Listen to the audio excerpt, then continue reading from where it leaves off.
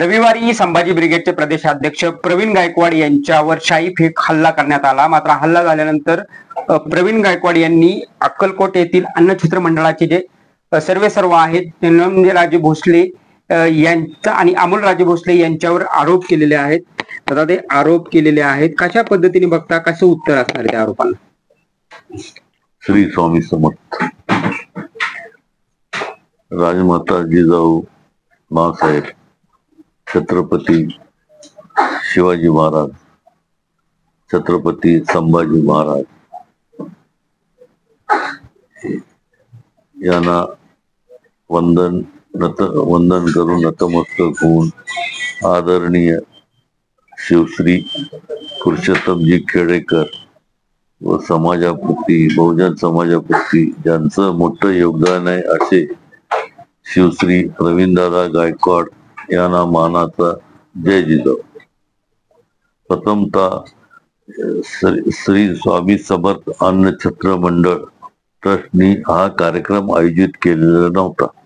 हा कार्यक्रम आयोजित केलेला होता फतेशी शिक्षण संस्था या संस्थानकारी संस्थेने व सकल मराठा समाजाने. त्याच्यामध्ये प्रवीण दादांना त्यांनी बोलवायचं ठरवल्यानंतर मला म्हणाले असं. मी म्हणलं बोलवा, म्हणजे ते जुने संबंधित आहेत म्हटलं. खेडेकर साहेब सुद्धा सेवा संघ स्थापना करण्यापासून माझे संबंध आहेत म्हटलं. मग प्रवीण दादांना मी फोन केला, दादा असं असं ते कार्यक्रम करणार आहेत आणि आपण येणार आहेत, तुम्हाला बोलवणार आहेत.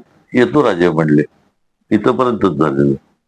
मग नंतर प्रवीण दादा ते 11-12 तारखेला त्याचं धाराशिवला कार्यक्रम होता. 13 तारखेला इथं माझा सत्काराचा कार्यक्रम होता. आयोजक ते होते, मी सत्कार मूर्ती म्हणून गेलेलो होतो. प्रवीण दादांना चुकीची माहिती देण्यात आलेली आहे. प्रवीण दादाबद्दल अजून सुद्धा आमच्या मनात आदर आहे. आमच्याकडून काय चुकीचं घडलं असेल तरी कान उपटून आमचं हे करावं. आम्ही असं मनात सुद्धा कल्पना आणणार नाही.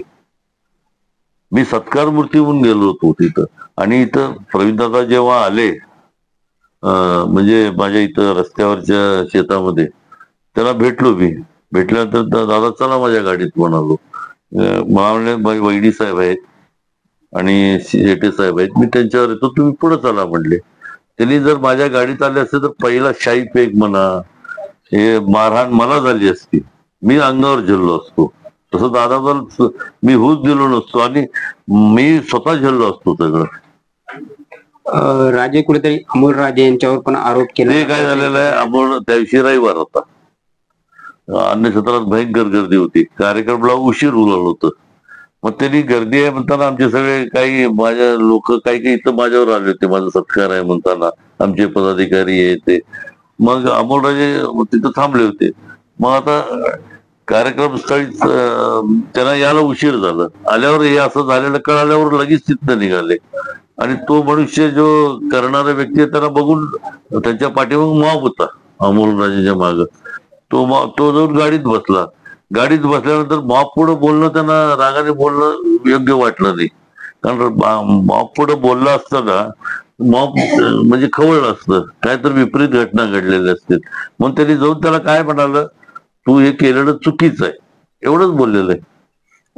कुठेतरी या ठिकाणी आल्यानंतर तुमचं प्रवीण दादांशी बोलणं झालं का? दादांशी बोलणं झालं, माझा कार्यक्रम तरी दूर झाला नाही झालं. मी दादांना जाऊन माफी मागितलं. म्हणलं हे चुकीचं झालेलं आहे दादा, निंदाजनक आहे, त्याचा आम्ही निषेध करतो आणि योग्य ती कारवाई करत आहे आम्ही. आणि ते जे आयोजक आहेत त्यांना सुद्धा संपूर्ण सांगितलं. मग नंतर दादा म्हणले मी आता ह्याला जातो, त्यांच्या फार्म हाऊसला. तिथून मी ह्याला जातो म्हणाले, हडपसर त्यांचं पुण्याला जातो म्हणाले. बरं दादा म्हणलो. मग वहिनी साहेब त्यांनी गेले, शेटे साहेब ते गेले, मी इथं थांबलो. मग नंतर मी सारखं दादांना फोन करत होतो, फोन लागत नव्हता. मग त्याला नंतर व्हॉइस कॉल केला. त्या दिवशी व्हॉइस कॉल करून त्यांना व्हॉइस कॉल केल्यानंतर व्हॉट्सअप मेसेज पाठवला. अजून सुद्धा माझा फोन लागत नाही. त्यांना फोन बंद ठेवले, म्हणजे सगळीकडेच. आणि दादाच्या मनातले गैरसमज दूर करावं त्यांनी, एवढंच सांगतो. आमच्याकडून प्रत्यक्ष माहिती घ्यावं त्यांनी. कुठेतरी त्यांना ज्यावेळेस कार्यक्रमाला बोलवण्यात येणार होतं तेव्हा महिनाभरापासून तुम्ही फॉलोअप घेत होता? नाही, महिनाभर नाही. हे कार्यक्रम ठरलाय केव्हा 2-3 दिवसात. 13 तारखेला कार्यक्रम ठरलाय, 9 का 10 तारखेला त्यांनी कल्पना दिलेली. असा त्यांचा आरोप आहे की नाही त्यामुळे नाही त्यांनी नाही म्हणजे नाही, एवढं नाही. कार्यक्रमाच्या मला सुद्धा पोलिसां- माहित नव्हतं, विचारा ते आयोजकांना विचारा. नाही नाही, असं हे महिनाभर असं काय ठरलेलं नाही. त्यांचा आरोप आहे की नाही, माध्यमांशी दादा ते बोलताना ते चुकी- सारखा उल्लेख करतात त्या गोष्टी. नाही, दादांना चुकीची माहिती मिळाली असेल. नाही, त्यांनी सुद्धा 9 का 10 तारखेला काय तर 8 का 9 तारखेला त्यांनी कार्यक्रमाचं हे केलं. काल मराठा समाजाची बैठक झाली, तुम्ही मुख्य प्रमुख पाहुणे म्हणून नाही नाही, होता. प्रमुख नाही, मी गेलो होतो मीटिंगला, हा. बोलवले होते, गेलो होतो. प्रमुख पाहुणे असं काही नाही, मी गेलो होतो. तिथं गेल्यानंतर पंढरपूरचे एक वकील साहेब आहेत, त्यांना असंच चुकीची माहिती मिळाल्यानंतर माझा एकेरी उल्लेख केला. बरं, एकेरी उल्लेख केला असेल, भावनेच्या भरात केला असेल, आम्ही लक्ष दिलं नाही. अमोलराजेबद्दल सुद्धा एकेरी उल्लेख केला, त्याबद्दल सुद्धा आम्ही लक्ष दिलं नाही. त्यांनी असं चुकीची माहिती, त्यांनी काय तर कानात बोलले असं बोलले वकील साहेब. बोलताना लोक जरा खवळले. मग लगेच तिथले जे आयोजक आहेत मीटिंगचे, माऊली पवार, दिलीप कोल्हे, प्रताप चव्हाण, यांनी सगळं सार हे करून सगळं गैरसमज दूर केलं. एवढंच, काय झालं नाही बाकी. आता मराठा समाजाची आज बैठक होणार आहे, 18 तारखेला अक्कलकोट बंद आहे, त्याला पाठिंबा असणार आहे का? आणि तुम्ही सहभागी होणार का? अहो, असणारच आमचं, असणारच आमचं. असं काय, कारण दादा आम्हाला आदरणीय व्यक्ती आहेत ना, प्रवीण दादा. असणारच. आणि ते भ्याडाला निंदाजनक प्रकारच घडलेला आहे, त्याचा निषेध करावा तेवढं थोडंच आहे. या संदर्भात तुम्ही काय पोलिसांशी बोलणं झालं आहे का? तुमचं कोणाशी ह्या बाबतीत बोलणं झालंय? मी आयोजकाशी बोललेलो आहे. पोलीस माझं काय, मी सत्कार मूर्ती आहे. तुम्ही असं करू नका की मलाच विचारलं, आयोजकाला विचारा. एवढीच माझी नम्र विनंती आहे. मग 18 तारखेच्या संपामध्ये तुम्ही बंदला तुम्ही पण पाठिंबा द्या? माझा नाही, पाठिंबा आहेच ना, बर, काय प्रश्नच नाही. दादा मला आदरणीय व्यक्ती आहे, कारण त्याचं बहुजन समाज, मराठा समाजाबद्दलचं योगदान फार मोठं आहे. हो, हे गैरसमजुती प्रकारात माझं नाव घोळण्यात आलंय. आता याच्या मागे सूत्रधार कोण आहे ते नंतर हुडकून काढण्यात येईल की. आपण कुणाचं नाव घेऊ शकत नाही. कोण वाटतं सूत्रधार? आता नाही, आपल्याला माहितच नाही तर काय, उभं कुणाचं नाव घेऊन कुणाला अन्याय करायचं नाही.